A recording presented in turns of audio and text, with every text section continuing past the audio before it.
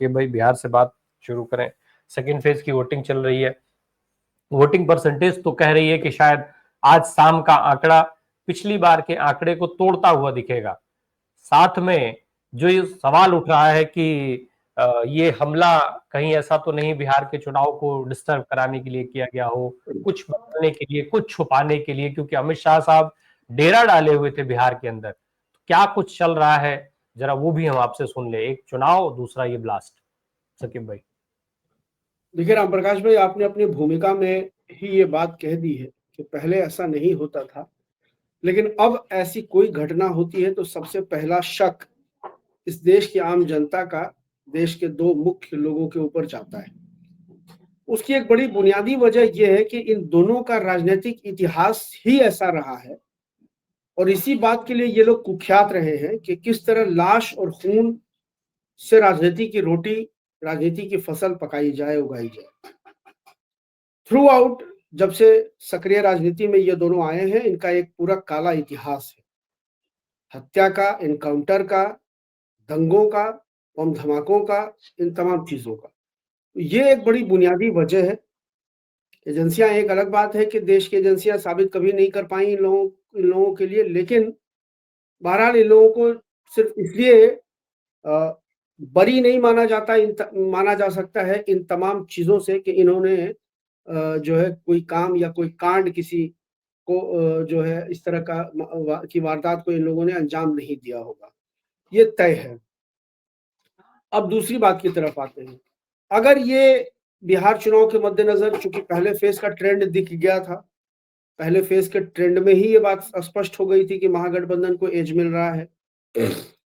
अगर एनडीए की तरफ से बात की जाए तो एनडीए में जदयू को लोग पसंद कर रहे हैं, लेकिन भाजपा और लोजपा को सिरे से खारिज कर रहे हैं जनता, कर रही है जनता। तो इसकी आशंका तेज हो गई थी कि कुछ ना कुछ हो सकता है, और कल शाम को जिस तरह की खबर आई उसने उस आशंका को और पुख्ता कर दिया।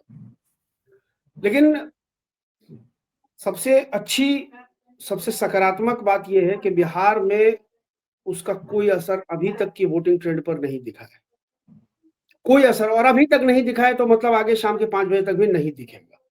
अगर कोई दिख रहा होता ट्रेंड तो सुबह 1 घंटे 2 घंटे की मतदान के बाद ये तमाम लोगों का विश्लेषण जो है आना शुरू हो जाता है कि पोलराइजेशन हो गया है और सांप्रदायिक ध्रुवीकरण की बुनियाद पर लोग वोट डाल रहे हैं। लेकिन अभी तक की जो अंतिम प्राप्त सूचना है मेरे पास हर जगह से, चाहे वो मगध शाहबाद का बेल्ट हो, चाहे वो पूर्वी चंपारण का बेल्ट हो, या सीमांचल के इलाके का हो, हर जगह से ये सूचना है कि चुनाव मुद्दा आधारित चुनाव है। जैसे फर्स्ट फेज में लोगों ने बढ़ चढ़कर हिस्सा लिया, महिलाओं ने हिस्सा लिया, युवाओं ने हिस्सा लिया, और अभी तो मैं अब ये मुझे लग रहा है कि तेजस्वी के लिए जो मई समीकरण कहा जाता है, मुस्लिम यादव कहा जाता है, तेजस्वी के लिए उस मई समीकरण की परिभाषा बदलती हुई दिखाई दे रही है। उस मई का मतलब अब महिला और युवा हो रहा है, और वो हर वर्ग, हर जाति, हर समूह का वो है मतदाता है, जो इवन सवर्ण वोट, सवर्णों के एक बड़े हिस्से का युवा जो है अभी महागठबंधन के पक्ष में मतदान कर रहा है। तो इसलिए इनकी ये जो, अगर इनकी ये मंशा भी, जो जिसने भी इस वारदात को अंजाम दिया है, अगर उसकी पृष्ठभूमि में या उसकी मंशा में बिहार चुनाव को प्रभावित करना रहा होगा तो वो ऐसा कुछ भी करने में असफल रहे, इसमें कोई शक नहीं है।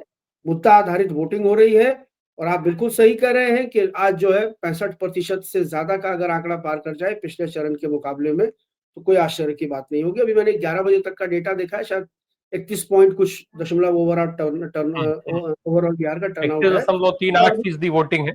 31.38% 11 बजे तक। जी 11 बजे तक। हाँ 11 बजे तक का है। उसके बाद अभी 2 घंटे और हो चुके हैं, तो अभी का अपडेट, ताजा अपडेट आया नहीं है। हो सकता है हम जब बातचीत कर रहे हैं उसी बीच में 1 बजे तक का अपडेट आ जाए। तो अगर आप अपडेट आ जाता है तो आप उसको अपडेट करिएगा हमारे साथ में। बिल्कुल बिल्कुल बिल्कुल बिल्कुल मैं और लेकिन एक बात बहुत क्लियर है राम प्रकाश भाई, एक अंतिम लाइन कह के मैं बात खत्म कर दूंगा कि वोटिंग ट्रेंड पर या वोटिंग पैटर्न पर उस बम धमाके का कोई असर नहीं दिख रहा है। वोटिंग मुद्दों पर हो रही है। वोटिंग जो मुद्दे पहले थे वही मुद्दे अभी भी केंद्र में है, और एग्रेसिव वोटर जो है वो बाहर निकल करके बदलाव के लिए वोट कर रहे हैं। जी सकीब भाई, अजय सर ने जो बात कही, सोशल मीडिया पर जो फॉरवर्डिंग है, नफरत फैलाने का खेल तो जारी है, उसमें तो कोई रुकावट नहीं है। देश के प्रधानमंत्री रोने चले गए हैं, मीडिया हमारी बता रही है कि देश भूटान में जाकर के बेहद भावुक हुए देश के प्रधानमंत्री नरेंद्र मोदी। वहां से उन्होंने ये भी बता दिया है किसी जिम्मेदार को बख्शा नहीं जाएगा। पहलगाम में बताने के लिए आपकी बिहार की धरती पर जाना पड़ा उनको। आज दिल्ली चूंकि उनके घर से चंद कदम दूर है जहां अभी वो रह रहे हैं, तो इसलिए उनको भूटान जाना पड़ा। भाई पास से आवाज तेज बोलेंगे नहीं, दूर तक जाएगी नहीं, दूर से बोलेंगे तो ज्यादा दूर तक चली जाएगी। बिहार का सेकेंड फेज वोट चल रहा है। मोदी जी भूटान में पहुंच करके भावुक भाषण दे रहे हैं। टीवी मीडिया लगातार उन भाषणों को दिन भर दिखाएगा। देश बिहार की जनता दिन भर मोदी जी का चेहरा देखेगी, और फिर भी आप कह रहे हैं कि कोई असर नहीं पड़ेगा। ऐसा कैसे? देखिए राम प्रकाश भाई, वोटिंग ट्रेंड जो है, मैं पूरी जिम्मेदारी से कह रहा हूं, उस पर कोई असर नहीं पड़ रहा है, क्योंकि काठ की हांडी बार बार नहीं चढ़ती है। अभी देश पहलगाम का दंश भूला नहीं है, और पहलगाम में इनकी जितनी संदिग्ध भूमिका सामने आई, इनकी जिस तरह की फूहड़ कार्यशैली सामने आई, और उस पर से जो इनका माय फ्रेंड डोनाल्ड ट्रंप है, उसने जो फजीहत करवाई, ये सब जनता के जहन में है। तो काठ की हांडी बार बार चढ़ती नहीं है। अलबत्ता इनको जो है, गोदी मीडिया को तो सवाल पूछना चाहिए कि भूटान जाने की जरूरत ही क्या पड़ गई सुबह में। अरे नहीं जाते भूटान, 2 दिन के बाद ही चले जाते भूटान, क्या दिक्कत है। अब प्रधानमंत्री भूटान जा रहे हैं, और चुनाव का माहौल ये है कि नीतीश कुमार ललन सिंह के घर चले जाते हैं विजय चौधरी को लेकर के। ये भी बहुत इंटरेस्टिंग है। प्रधानमंत्री जी भूटान गए, वहां रोने के लिए गए, यहाँ नीतीश कुमार जी सरकार बनाने की तैयारी में है। अब किसके साथ सरकार बनाने की तैयारी में है? क्या पता बिहार चुनाव का परिणाम आए तो मुख्यमंत्री बदल कर देश का प्रधानमंत्री बदल जाए। सारा खेल चल रहा है ना, बिहार में ज्यादा इंटरेस्टिंग खेल चल रहा है। तो और इन्होंने एक ट्वीट किया कल, और उसके बाद अमित शाह को टैग किया। अमित शाह तो 15 दिन से पटना में बैठ के सीसीटीवी बंद करवा के बैठकबाजी कर रहे हैं। क्या चल रहा था पटना में बैठ करके? सीसीटीवी क्यों बंद कराया गया? क्या सारी पटकथा लिखी जा रही थी है? तो ये तमाम चीजें जनता समझती है। जनता के मन में जो बदलाव की लहर है, जनता ने मन बना लिया है कि सरकार को बदल देना है। उस हिसाब से जनता निकल के वोट कर रही है। सीमांचल में इतनी बड़ी संख्या में महिलाएं निकल करके बाहर आई हैं वोट करने के लिए। या उपेंद्र कुशवाहा की पत्नी की सीट फंसी हुई है सासाराम की, विजय चौधरी जी की सीट फंसी हुई है सराय रंजन की। तो इनको स्थिति जमीन की पता है कि ये हो रहा है। मोतिहारी में भी खेल चल रहा है। कल एक देवा गुप्ता जो आरजेडी के प्रत्याशी हैं, उनके खासम खास को उठाया गया है शाम में। रात भर जो है प्रत्याशियों के समर्थकों की धरपकड़ हुई है, या तो फिर निर्दलीय प्रत्याशियों पर दबाव बनाया गया है कि आप बैठिए। अगर ये सब कुछ चल रहा होता तो ये सब करने की नौबत नहीं आती। 2 दिन से ललन सिंह और राधा मोहन सिंह जो है मोतिहारी बैठे हुए थे कि वहां से एक प्रत्याशी है दिव्यांशु भारद्वाज, उनको किसी तरह से बैठाया जाए। ये सारा खेल चल रहा है। अगर ये सब कुछ इतनी आसानी से हो जाता कि नारे दे देते प्रधानमंत्री जी की अब की बार 400 पार, और हम जो है किसी को छोड़ेंगे नहीं, और जो है जो जहां होगा उसको वहां से खींच के निकाल लेंगे, और भारत माता की, उस तरह से जो अमित शाह साहब कर रहे हैं बेतिया में और कहां कहां, ये अगर नारों से अगर चुनाव जीते जाते तो आंध्र प्रदेश से नारा लोकेश को पटना आने की जरूरत क्या पड़ती? आए थे पटना, सबसे मिले, सबकी फोटो निकल के आई। नीतीश जी से मिलने की कोई फोटो है क्या? नहीं आई ना, लेकिन नीतीश जी से भी मिल के गए हैं वो। तो ये सारी चीजें हैं। बाकी बहुत डेप्थ में जाके अजय भैया ने बताया सब बात। और मैंने तो पहले ही आपको कहा कि इनकी चूंकि राजनीतिक कार्यशैली हमेशा संदिग्ध रही है, इसलिए लोगों का जो है भरोसा अब ये खो चुके हैं। अब ये भाई मोदी जी का तो खेल अद्भुत होता है। वो भूटान में है तो वहां से रो रहे हैं, तो दिन भर फोटो चला, क्योंकि वो भारत में गई। अब बिहार में आके तो रो नहीं सकते थे ना।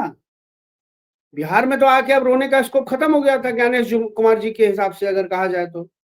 क्या पता ज्ञानेश पटना ही आ जाते, मौर्या होटल में बैठ के प्रेस कॉन्फ्रेंस भी कर सकते थे मोदी जी। प्रेस कॉन्फ्रेंस में थोड़ी कोई पाबंदी होती है।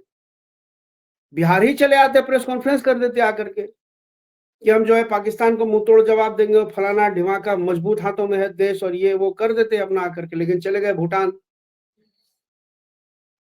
तो ये सब कुछ चलेगा, लेकिन बिहार का चुनाव अपने हिसाब से चल रहा है और अभी तक मुझे लगता है कि वोटिंग का कोई परसेंटेज जो है अपडेट नहीं किया गया है। तो अभी भी 11 बजे तक का ही परसेंटेज दिखा रहा है वोटर टर्न आउट जी पे। हाँ, 11 बजे, 1 बजे तक का आ मोदी गया जी है के लिए शकीब भाई। 62%। जी राम प्रकाश भाई, 1 बजे तक का जी। डेटा आ गया है, 47.62% वोट हुआ है। हम्म। 1 बजे तक अगर 47.62 है तो आप समझ जाइए कि 5 बजे शाम तक तो ये आंकड़ा पहले 60+5 चला जाएगा। पहले फेज में 1 बजे तक 42% के लगभग मतदान हुआ था। 42%, 42%। ये 5% ज्यादा है पिछले बार की तुलना में। तो आप समझिए यानी कितना एग्रेसिव। पहले फेज का रिकॉर्ड टूट रहा है। सकीब भाई, मैं एक बात से सहमत नहीं हूं। आप देखिए, आप ठीक है, आप पूरी जिम्मेदारी के साथ आपने जो बात कही, लेकिन मेरा ये मानना है कि अगर मोदी जी आज भूटान से रोते हुए दिख रहे हैं और दूसरी तरफ ये खबर दिख रही है कि दिल्ली में इतने लोगों ने अपनी जान गंवाई है एक ऐसी घटना के चलते जिसके जो मतलब रोकी जा सकती थी, उससे वोट घटेंगे जरूर।